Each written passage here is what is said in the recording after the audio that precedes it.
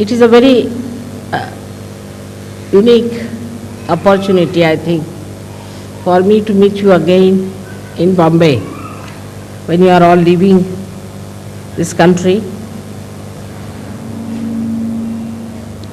and this kind of a special type of a puja that we are having today. This is the puja done to the sun and is called as Makar Sankrant.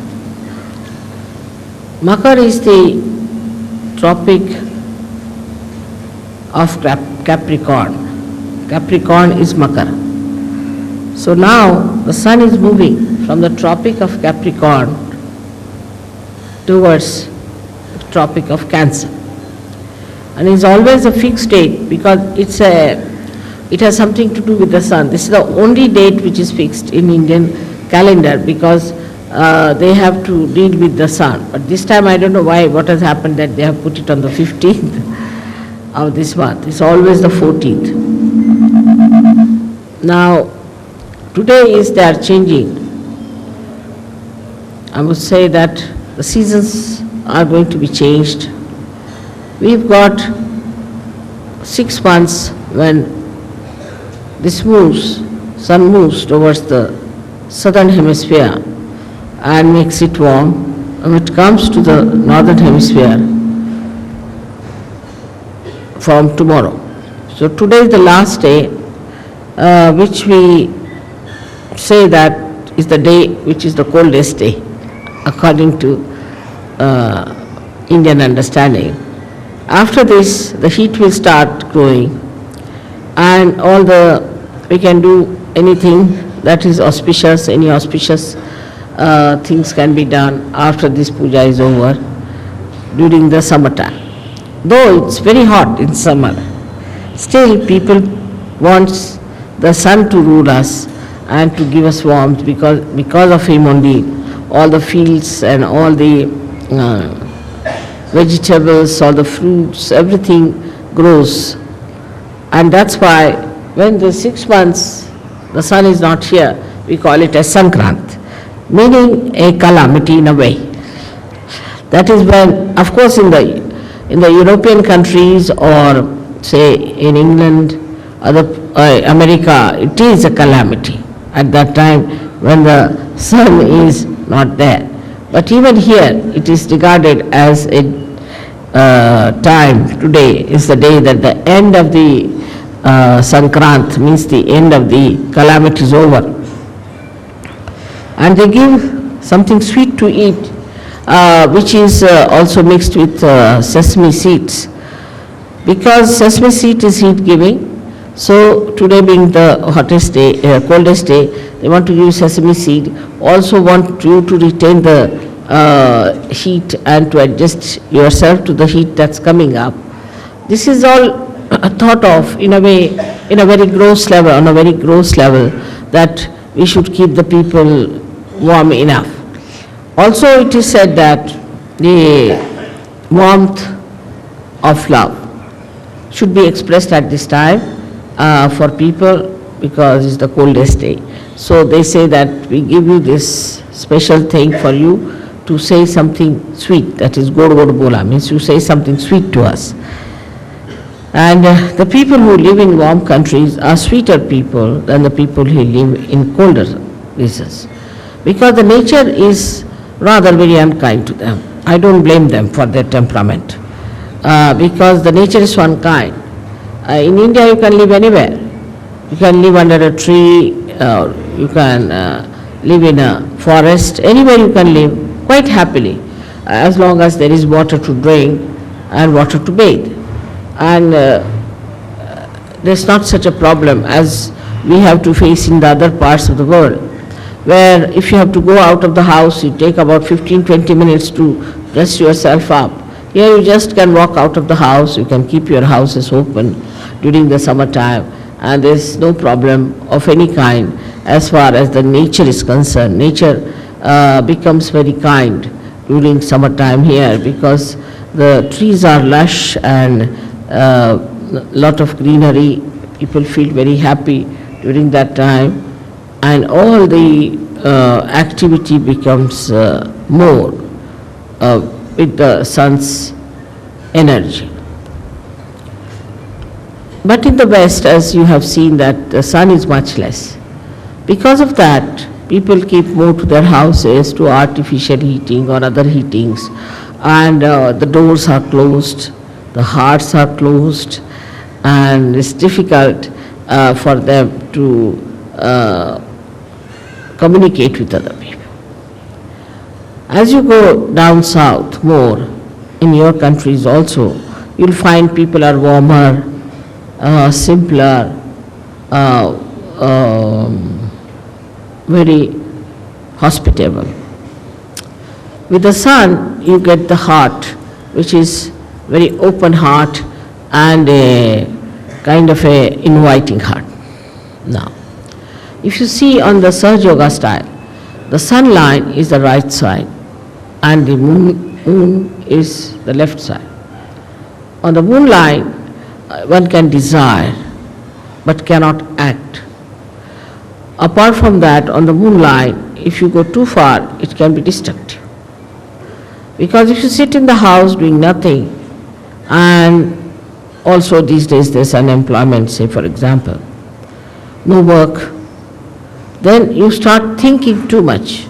And this thinking is just a desire, energy working out, no action. And without the action, this energy can become very destructive. That is why we find that people, they say that empty mind or is the devil's workshop. Where people do not act, when the action doesn't take place, then it can be quite destructive. लावून द्या पंखा थोडासा आणखी वाढवून द्या हां आणखीन वाढवून द्या हा वाढवा थोडासा वाढवून द्या बस हां. So the whole situation is different in a country which is warm and a country which is not warm. But in a country where it is very warm also, like Africa, there are complications due to too much of heat.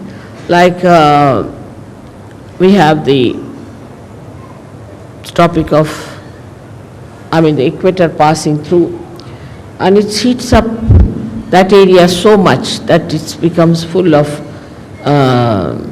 jungles, very high trees and tall trees, and the whole place is covered with foliage so much that there's no possibility for any sunshine to penetrate through.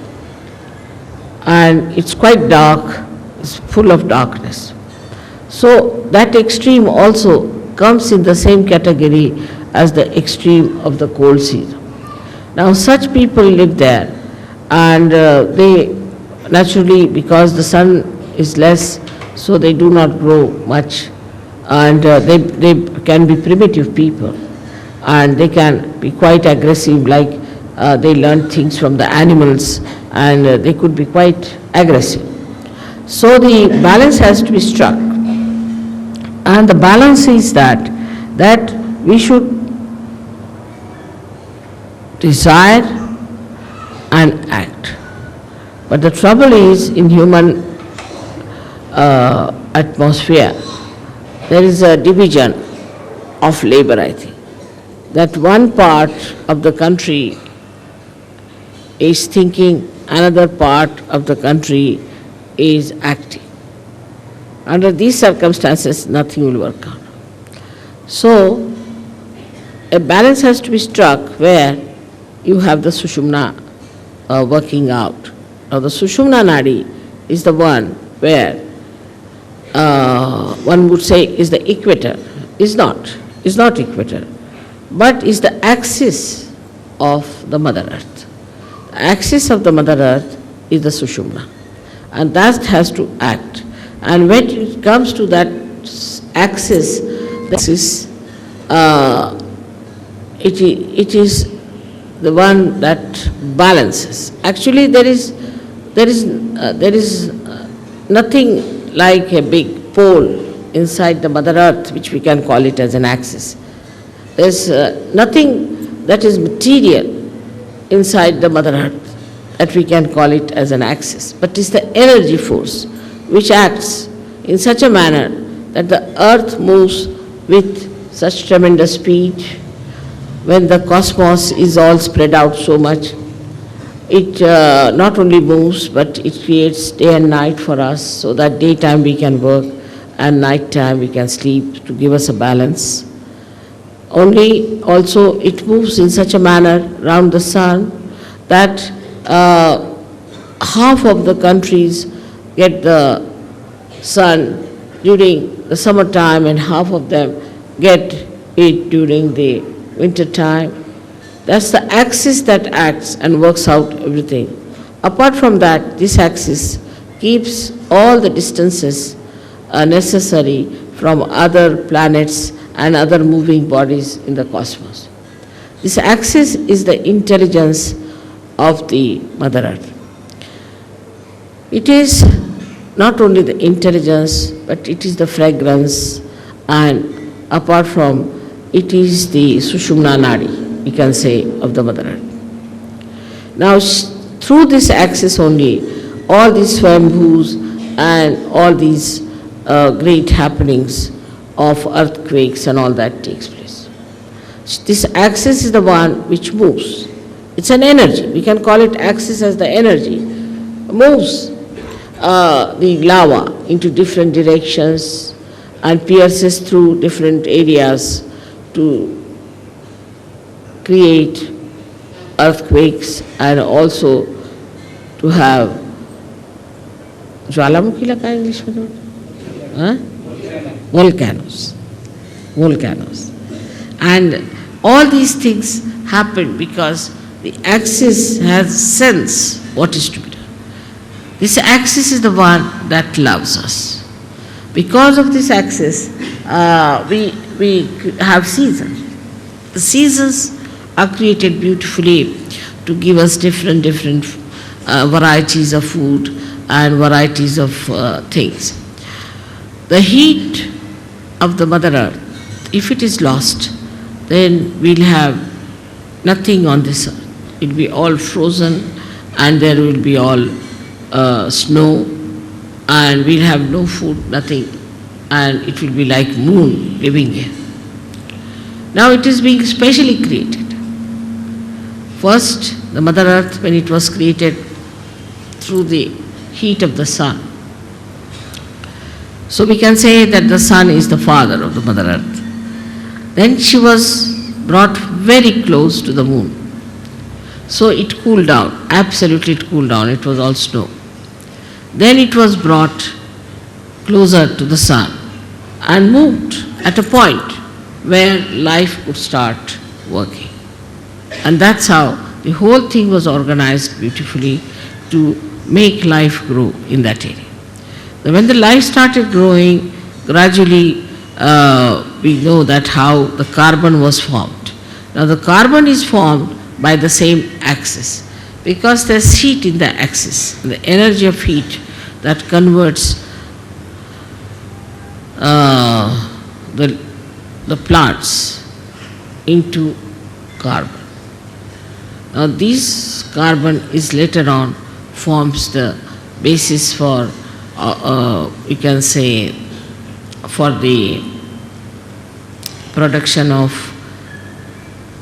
carbohydrates, you can say, or all organic matter. But to create life, we had to have another help is the nitrogen. And this nitrogen was also, you'll be surprised to know, that was created by the same axis, by its movement. And when it created this nitrogen, the nitrogen gave us the amino acids. And when the amino acids were created within us, then we started our lives from amoeba and all that. Of course, this was done in the ocean, because in the ocean, with the movement, nitrogen was created and life was created, and then through the ocean it's emitted out, and that's how we have amino acids. With the amino acids, the formation of amino acids gave us the combinations and permutations, different lives, So in the whole evolutionary process, the Mother Earth has played a very big part through her axis. In the same way, in human beings, the axis is the most important. That's the main principle of life we have got is our axis. We have to stand on our axis. Those who do not stand on their axis, stand more towards the left or towards the right, are capable of complete destruction. Because either they will be destroyed by too much of right side or too much of left side. So our axis has to be properly dealt with. Now those people who do not have a proper axis can have problems of different chakras, of different kind of quality in a person. A person who stretches his axis too much, puts back his head like this, is a person who is very right-sided and creates problem with his ego. And the one who absolutely bends down like a slavish person also is a person who goes towards his destructiveness. Now there's a big problem between these two types of people, one trying to dominate another, and when they start dominating another person, they actually destroy themselves as well as destroy the ones whom they are dominating. For example, now we have seen that we had Britishers who came here and ruled us. We have seen the French went and ruled some other people. Then there are Portuguese who went and ruled some other people. But everything that they did to dominate and all that has double reactions. First of all, by their domination, say, Indians became very slavish. Indians become, even today, they are extremely slavish and they do not have that independent axis as they should have. Extremely slavish people they are. Especially I see in the West, I am surprised when the Indians go from here. I find they are so very slavish. They try to sort of do all kinds of slavish acts to please the white-skinned people. The white skin became sort of a very adorable stuff in it. That added to the ego of the whites. Added to the ego of the whites, and today you see what's happening is all that ego is destroying them. They are on the verge of destruction because of their ego. So it is so unnatural and it is so superficial. One has to understand that what is the best within a human being is his axis. And everybody has an axis and one must respect the axis of every person. In Sahaja Yoga, I don't know you by your faces so much. I know you by your chakras, by your sushumna, what sort of a sushumna you have. If you have a deep sushumna, I know you as a deep person. If you have a superficial sushumna, I know you as a person with a very superficial type of a sushumna.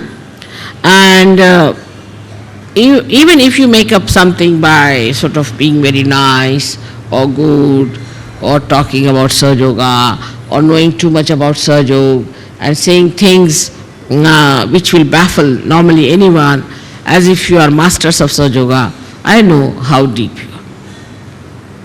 So the depth on the axis is more important than anything else. Your axis has to be very deep. Now you will say that, Mother, the axis is the same as it is. So how can it be deep? So in the axis, as you see, is made in human beings, is like a 3.5 coiled paper-like thing. And the inside of it is the Brahmanadi. The Brahmanadi is a very, very small little, we can call a very, very hair-like thing, where only a hair-like Kundalini can pass through. But when the person is deep, this Brahmanadi is bigger, and all the rest of them, which are coiled into each other, are smaller. While the people who are not deep, their outside, what you call the foldings, are bigger than the inside small thing. Now such people could be apparently very dynamic, may look very intelligent, may look very smart, may look to be very good looking, or whatever it may be outwardly. But inwardly they are not deep. Inwardly, if they are deep, their whole attitude is beautiful. They are very joy-giving people. They are very joy-giving. And the more, if you meet a person of another kind, he may look joyous, he may try to give you joy, but the joy won't be really that deep. It would be like a joy killing. So it is important for us to make our axis deeper. And that is where we lack the proper assiduity, the proper effort we have to put in. Now some people have automatically very deep axis. And some people have very, very, what should you say, a very constricted type of the axis. This axis has to be grown. Now when you come for my puja and all that, I do expand it, I agree. But it is a temporary thing. To retain it at that point, one has to work at home, in the collective also. One has to work very much at home with meditation. But it should be done seriously. It should not be just a joke, to be frivolous, to be stupid. That's not the way. It should be done very seriously in the meaning that it is a devoted task you have taken. It's a meditative thing. It's a prayer to God. We can call it, it's a puja to God. It's to be done with that reverence. Because reverence is the key of achievement. If you have no reverence about yourself and no reverence of others, then it cannot be done. But first you must have reverence for your own life. What am I doing with my life? Where am I wasting it? Why should I waste it?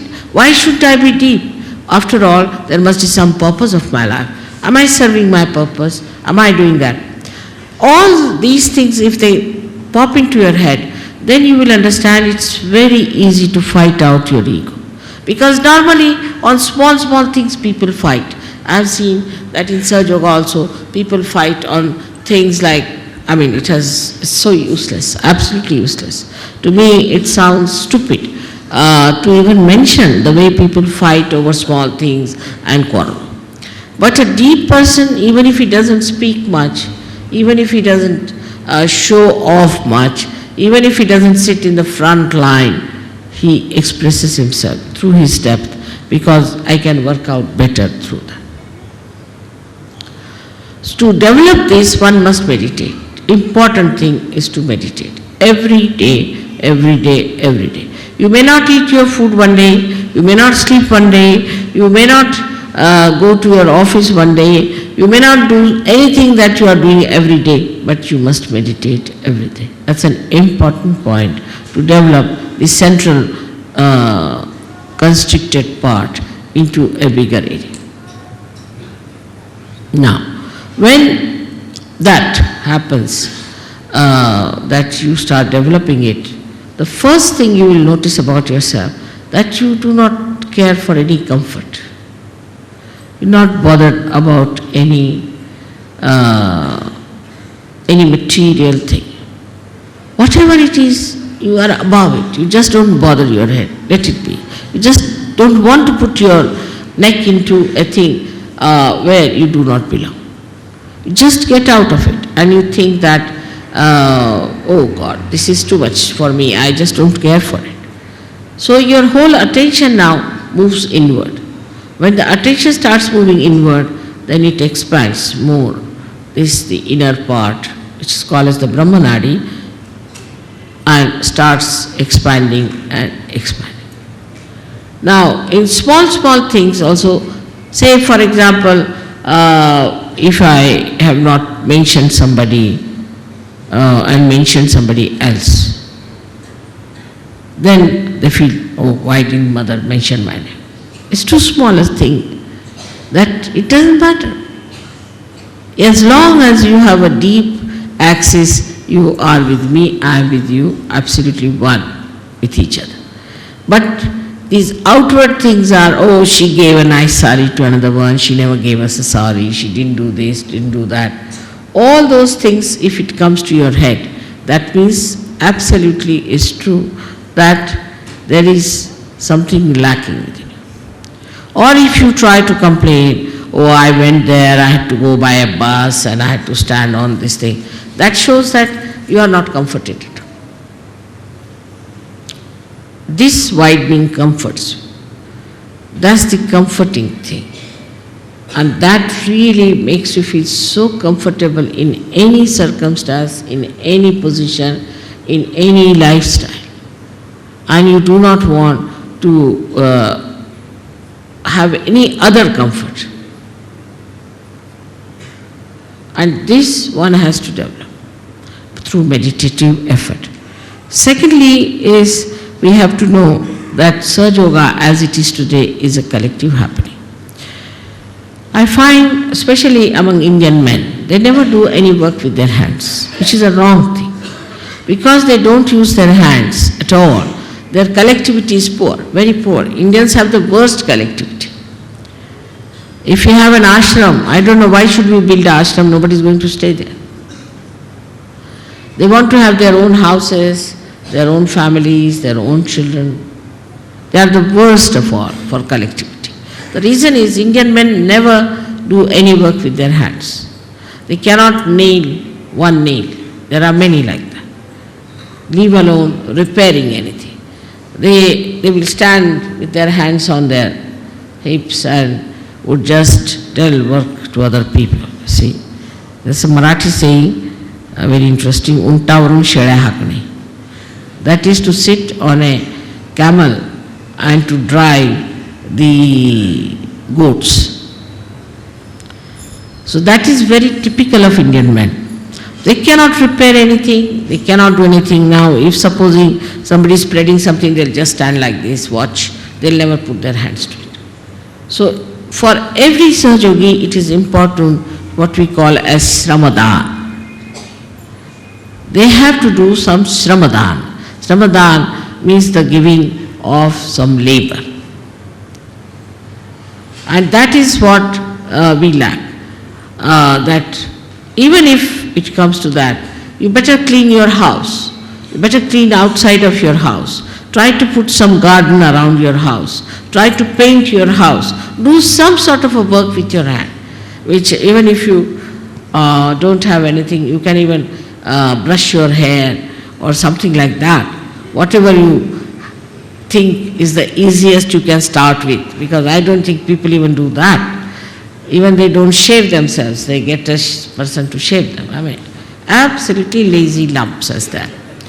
Now, but on the contrary, we see in the West, people use their hands. Because of that, you see, because they can use their hands, they are very collective. So they score a point on being collective. While the Indians score a point because they are Indians and they have a heritage and they know what is Kundalini, they know about Ganesha, they know everything. So they score a point this side. So it's the left side is the desire, the right side is the action. Again we come back to the same position where we have an imbalance. That the action takes place in the West and here is only thinking, all right, we'll do this, planning. Everything in the planning pot. Nothing works out, you go on planning. Now we are building one single ashram in Delhi for the last, I think, 10 years. It is like Taj Mahal, I tell you.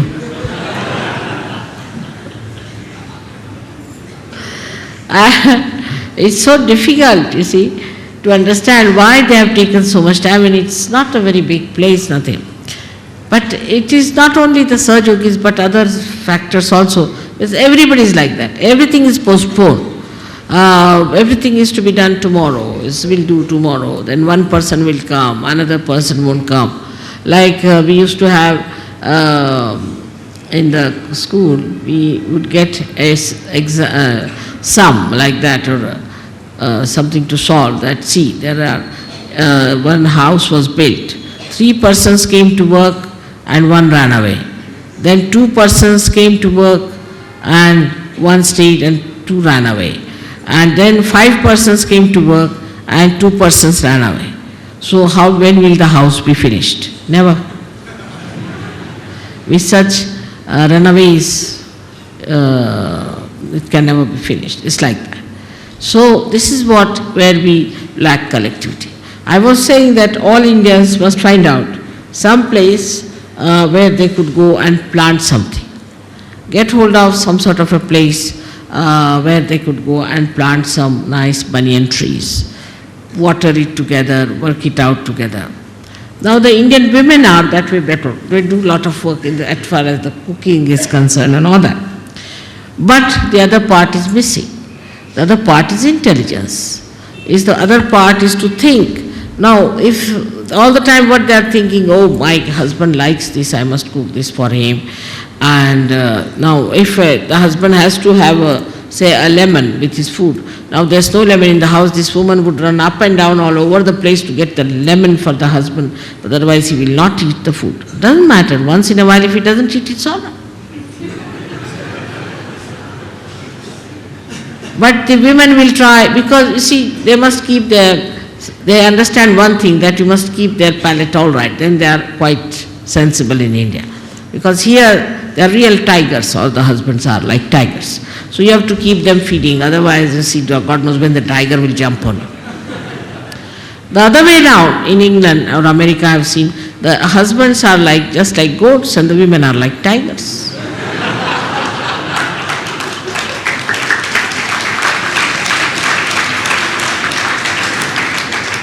And the westernized Indian women also are like that. And when they go to West, even simple women, I have seen they become like tigresses. Something surprising how they change immediately to the position, even if they may not wear the jeans and all those things, but they become like that. So this imbalancing starts in a human being when he doesn't understand that you have to the axis of the Mother Earth and neither the Capricorn or the Cancer. This balance comes through our depth, and that depth has to be improved. Not through just by talking about it, by talking about Sahaja Yoga, but actually seriously doing meditation. Actually seriously doing meditation. Secondly, we must do some collective work. Now we have in India, say, architects. They have never touched anything with their own hands. They are sitting and drawing. See, that's all, finished. Now after the drawing, do what you like. Now there are problems, practical problems. They cannot nail one nail. All are what we call them as white-collar, pandar-pishas. Absolutely useless for any handwork. They cannot do any handwork whatsoever. Even if they have to lift, say, one of these chairs and stretch them, they cannot do it normally. So, under these circumstances, one has to understand that we come from a society which is absolutely ruinous as far as collectivity is concerned. So let us be collective. Let us try to do something collective. But the collectivity is so poor in India, so poor, that even they do not treat their wives nicely. They will not talk to their wife nicely, to their children nicely. To them it is absolutely adharmic to be kind to their wives. Now the other side is that the Western people care so much for collectivity that whatever it is they try to compromise and try to keep the family life all right. So it's the true extremes as we have. Despite that, somehow, thanks to the wisdom of Indian women, the family life is going strong. But if you see such women, such men in England, I can tell you nobody will stand the nonsense that Indian men do to their women here. Absolutely. It cannot be forgiven the way they behave. So the balance between the women and men, what is the axis is the home. Home is the axis. In the home, what sort of talks you have? What do you think about? What is your problem? Where is your attention? What do you discuss? That's very important to see. In that you will find out what is going on in the family. Say you are talking ill of each other. If you are telling your child against your husband, husband is telling the wife against, telling the children about against the husband, like that. If it is going on like that, then what happens? That there cannot be the axis which is all right. The axis is love. Axis is love, but not exploitation nor spoiling. Is love. In country like ours, see what is the axis we have? The axis of our country is Adhyatma. We have to now get over this hankering after money, development, this, that. First take to Adhyatma. If people get realization before they are developed, there won't be the problem of creating another America here. We don't have to become communist. We don't have to do anything like that, because communists are just the same as Americans. There's no difference at all in temperament. If American is allowed to stay in Russia, he'll behave the same way as the Russian behaves. And if a Russian is sent to America, he'll behave the same way as the Americans behave. There's no change at all. Now, if the axis of Adhyatma in any country where a person achieves his spiritual ascent becomes the most important thing and is achieved, then any amount of development, any amount of all these things cannot destroy that country, cannot create wars. There will be peace everywhere, there will be enjoyment everywhere. So on this day of Makar Sankrant, let us say now the Sankrant is over and we have to look forward to the new age of a new moon